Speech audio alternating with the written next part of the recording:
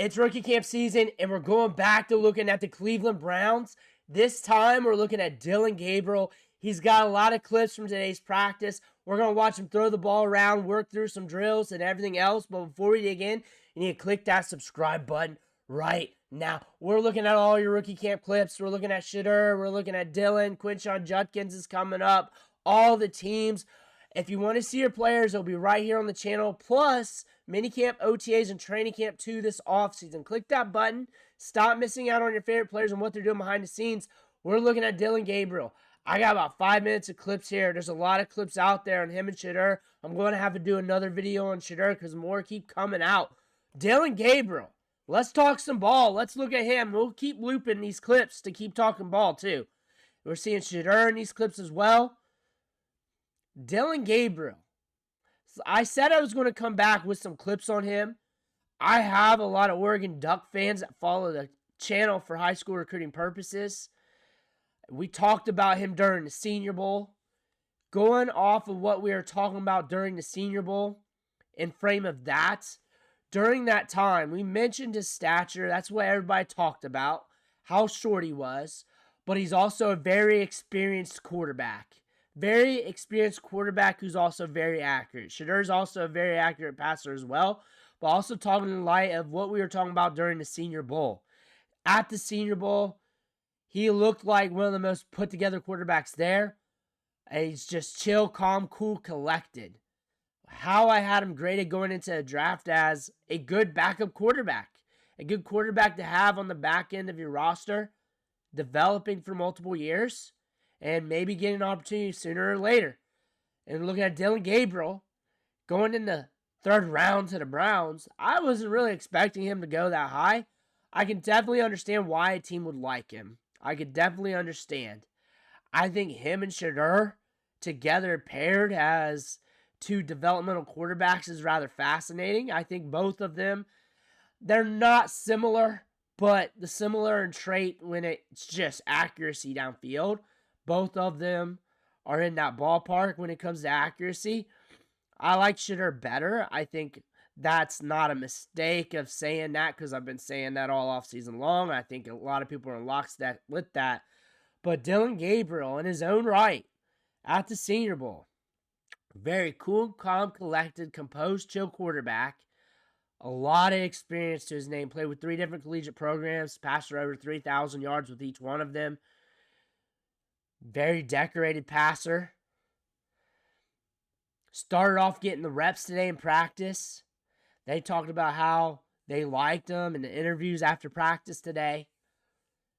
Accuracy downfield. Height is something to note with him. Very cool, calm, collected passer, like I said. Very cool when the pocket's breaking down, very chill.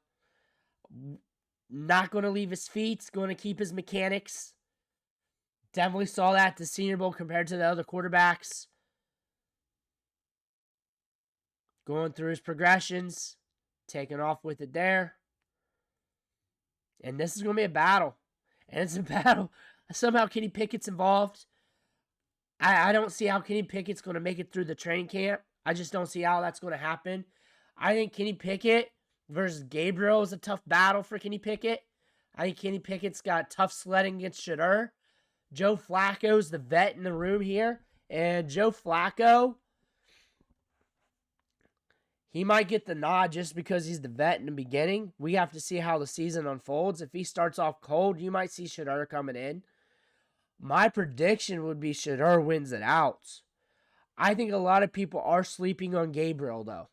I think a lot of people are sleeping on Gabriel. I think Gabriel wasn't really in the position to be thrust into a spotlight like this. I think he was in the position to be a backup, develop, take some time, maybe a couple years, and maybe he gets his moment, maybe he shines. Because he is very experienced. He's a very accurate passer. And then in the pocket when things break down, he's very calm. However, he's not really there as a starter level talent. The upside right now isn't really there. But over time we could get there. I thought he was a solid developmental backup. Probably a little later than where he got drafted at. I think I can see why a coaching staff would like him if I was looking for a developmental backup. If I was looking for that, I can see why a coaching staff, a front office would take him a little bit higher than expected. I can definitely see that, especially when you accumulate more picks for the next year to get into that good quarterback class. When you're looking at that, I think Shedeur beats him out this season. I think Gabriel needs to be more regarded in training camp, OTAs, minicamp. I think this is going to be more of a battle of the Browns at the quarterback spot. I think this is going to be more of a battle than what people are anticipating. I think this is a day where we go into Browns training camp and we're wondering what the quarterback's going to look like today. What the quarterbacks are looking like today. And we're going to get deep into training camp. And where things are going to head, where the rubber's going to meet the road here with the Browns, is when we get to joint practices with other teams, because that's usually when it happens. You'll think in preseason. However, when you look at that, contextually, things are a little different often. Usually coaches kind of know by then, because the joint practices, you just got more reps. More reps and tougher, tighter competition with more things thrown at you. And that's when you kind of know. And that's when we got to pay attention. I will have all the highlights. I guarantee you that. The Browns give you a lot of highlights. That's what I like. That's what I like about the Browns. They'll give you a lot of highlights. Like I was having montages of Deshaun Watson, 5 to 10 minutes long every week. Last year, the year before that, like I will have the highlights. I guarantee you that. You just stay tuned, Browns fans, or Shedeur fans, Oregon fans. I have Oregon fans that watch the channel. I got Colorado fans that watch the channel. And I'm cutting you straight. I got fans of both teams from the recruiting process, because we cover high school recruiting, especially very heavy, January, February, March, because really nothing else going on but doing mock drafts all the time and talking dynasty fantasy football. I'm going to tell you this. Both of them got two good fan bases. I think Shedeur is going to edge out Gabriel.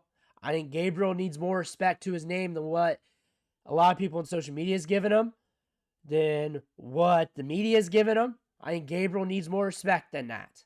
I think he's going to make this tighter than what you think. I think he's the underdog here.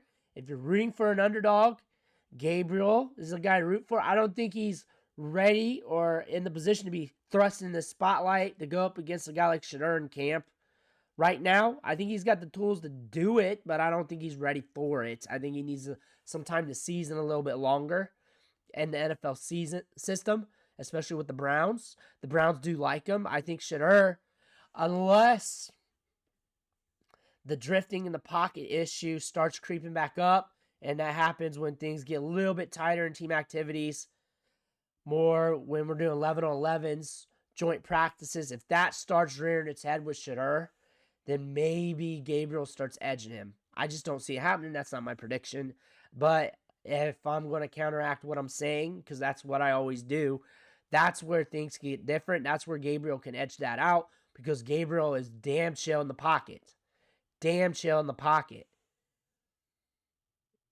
What I like about both quarterbacks is they're both very accurate passers downfield. Very accurate. Downfield, that back corner fade Shedeur throws is one of the best ones you'll see.